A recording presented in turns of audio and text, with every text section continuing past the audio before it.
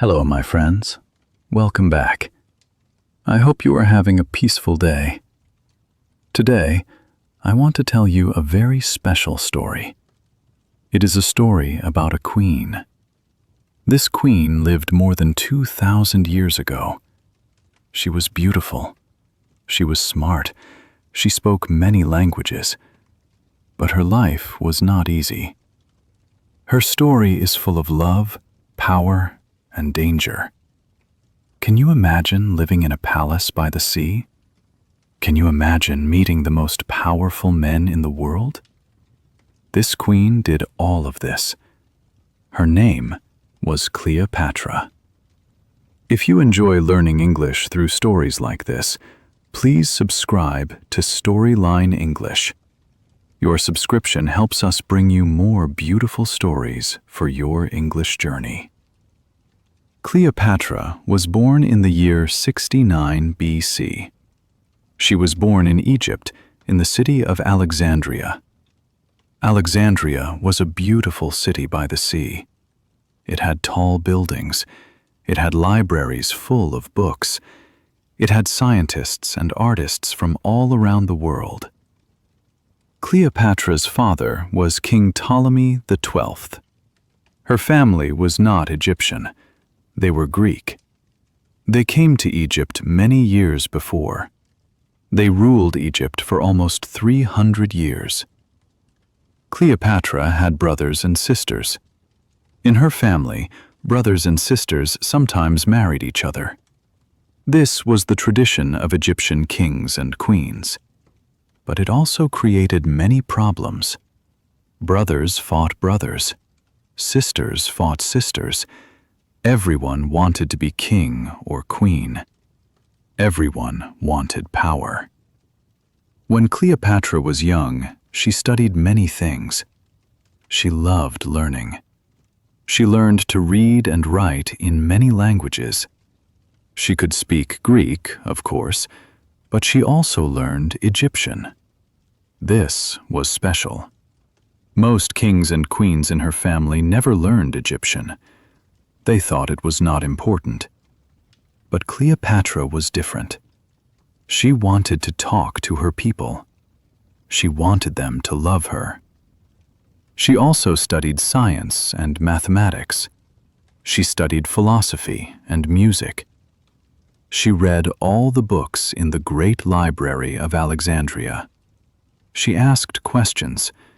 She wanted to understand the world. People said she was the smartest person in the palace.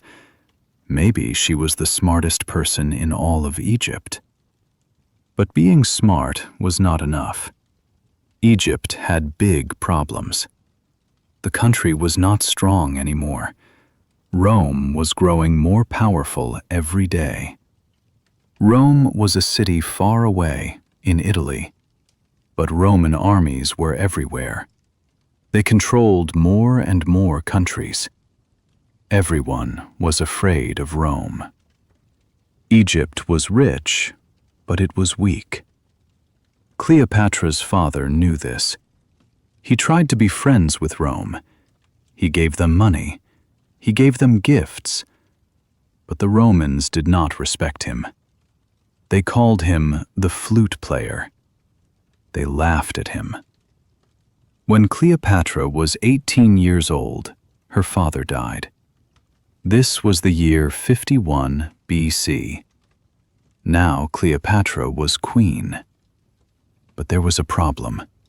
She had to share the throne with her brother. His name was Ptolemy XIII. He was only 10 years old. This was the tradition. A queen and a king ruled together. But Cleopatra did not want to share power. She was smart and strong. Her brother was just a child. At first, everything seemed fine. Cleopatra and her brother ruled together. But the real power was with Cleopatra. She made the decisions. She talked to foreign visitors. She controlled the money. Her brother's advisors did not like this. They wanted the boy to be the real king. They wanted to control him. They did not want a strong queen. These advisors started to work against Cleopatra. They told people that she was dangerous. They said she wanted too much power. They said she did not respect tradition. Slowly, they turned people against her. After 3 years, they forced Cleopatra to leave Egypt. She had to run away. She went to Syria. She was only 21 years old, and she lost her kingdom. But Cleopatra did not give up. She was in Syria, but she did not sit and cry. She started to make a plan. She needed an army. She needed money. She needed help. She talked to local leaders. She made promises. She collected soldiers. She was going to fight for her throne. She was going to return to Egypt. While Cleopatra was in Syria, something important happened. A Roman general came to Egypt. His name was Julius Caesar. Caesar was one of the most powerful men in the world. He was chasing his enemy.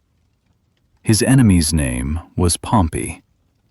Pompey ran to Egypt. He thought the Egyptians would help him, but he was wrong.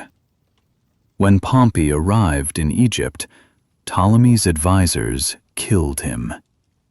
They thought this would make Caesar happy.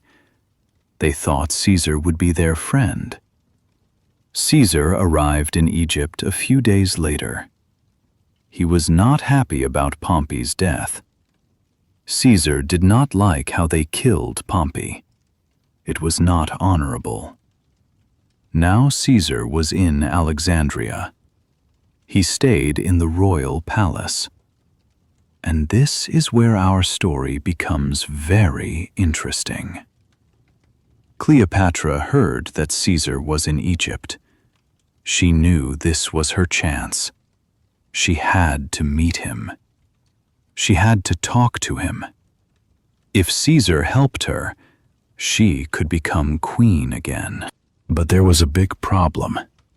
Cleopatra's brother and his advisors controlled Alexandria. If Cleopatra tried to enter the city, they would kill her. She could not just walk through the gates. She needed a clever plan. And Cleopatra was very clever. One night, a small boat came to the palace. A man got out of the boat. He was carrying a large carpet. The man said he had a gift for Caesar. The guards let him in. The man walked into Caesar's room. He put the carpet on the floor. Then he unrolled it. And out came Cleopatra. She was hiding inside the carpet. This is how she met Julius Caesar. Caesar was surprised. He was impressed, too. This woman was brave. She was smart. She risked her life to talk to him. Cleopatra talked to Caesar in Latin. She talked beautifully. She was charming. She was intelligent. She told Caesar about the problems in Egypt. She told him how her brother's advisors were bad for Egypt. She told him that she should be the queen. Caesar listened. He was 52 years old. Cleopatra was 21. But they became very close. Some people say they fell in love. Other people say Cleopatra was just using him. Maybe both things were true. Caesar decided to help Cleopatra. He said she should be queen again. He said her brother must share power with her, as the tradition said.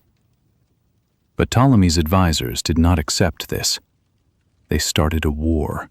They attacked the palace. Caesar and Cleopatra were trapped inside. They had only a small number of Roman soldiers. The Egyptian army was outside. They tried to burn the ships in the harbor. The fire spread. Some people say the great library of Alexandria burned during this time. Many books were lost forever. The war lasted for months. It was very dangerous. Finally, more Roman soldiers arrived. They defeated Ptolemy's army. The young king tried to escape. He tried to cross the Nile River, but his boat sank. He died in the water. Now Cleopatra was the queen again. She was safe. Caesar had saved her. Cleopatra and Caesar spent more time together. They traveled on the Nile River. They saw the pyramids. They talked about history and science. Cleopatra became pregnant. She had a baby boy. She named him Caesarion. This name means Little Caesar. Cleopatra said Caesar was the father. Later, she traveled to Rome with her son. She wanted people to see her. She wanted them to respect her. She stayed in Caesar's villa. Some Romans were angry about this. They did not like foreign queens. They did not like Caesar's power.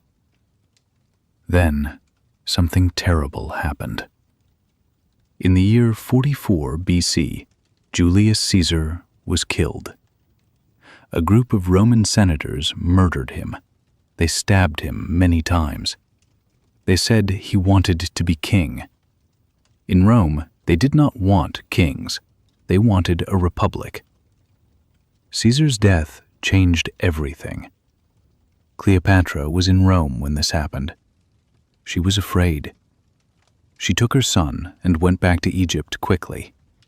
She did not know what would happen next. After Caesar died, Rome had another war. Different men wanted to rule Rome. One of these men was Mark Antony. He was a general. He was brave and strong. He was Caesar's friend. Mark Antony and another man, Octavian, defeated Caesar's killers. Then they divided the Roman world between them. Octavian controlled the West. Mark Antony controlled the East. Mark Antony needed money. He needed money for his armies. Egypt was rich. So he asked Cleopatra to meet him. They met in the city of Tarsus.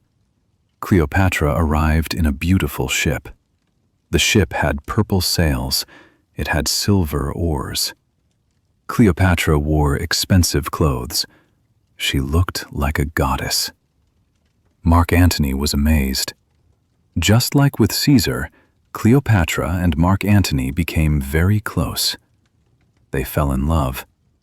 Or maybe they needed each other. Antony needed Egypt's money. Cleopatra needed Rome's protection. They spent a lot of time together. They had parties. They celebrated. Cleopatra had 3 children with Mark Antony. They were twins, a boy and a girl, and then another boy.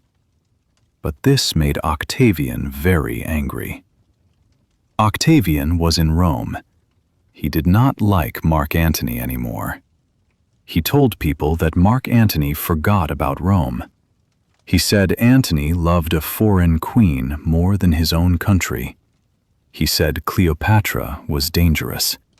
He said she wanted to control Rome. Slowly, Octavian turned Roman people against Mark Antony and Cleopatra. In the year 31 BC, there was a great battle. It happened at sea, near a place called Actium.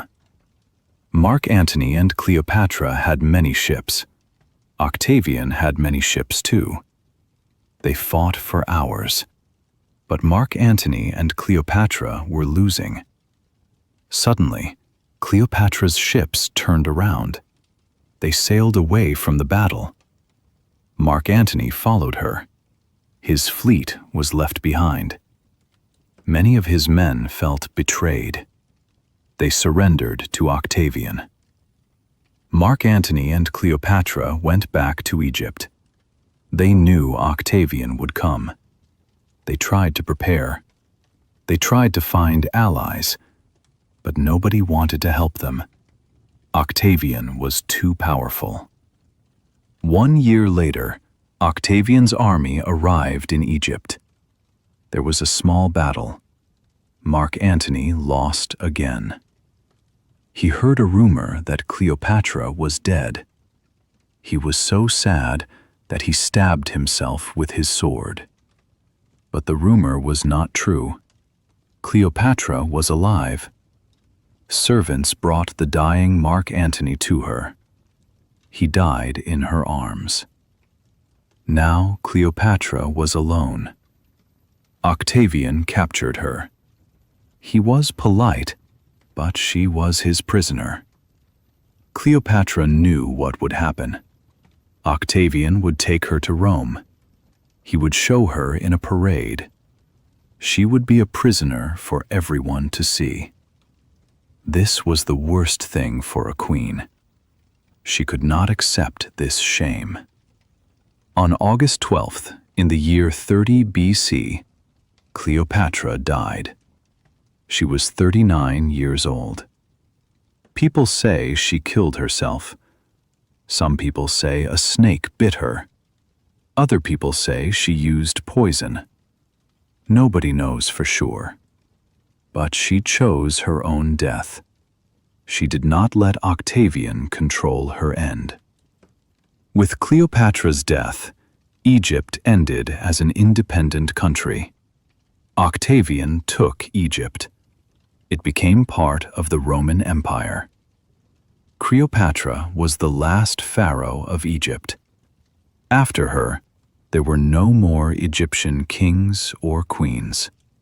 Egypt became Roman. Later, it became part of other empires. But it was never independent again for a very long time. Cleopatra's story is more than 2,000 years old, but people still remember her. Why do we remember her? Because she was different. She was a woman in a world of powerful men. She used her intelligence. She spoke many languages. She studied science and philosophy. She did not just use beauty. She used her mind.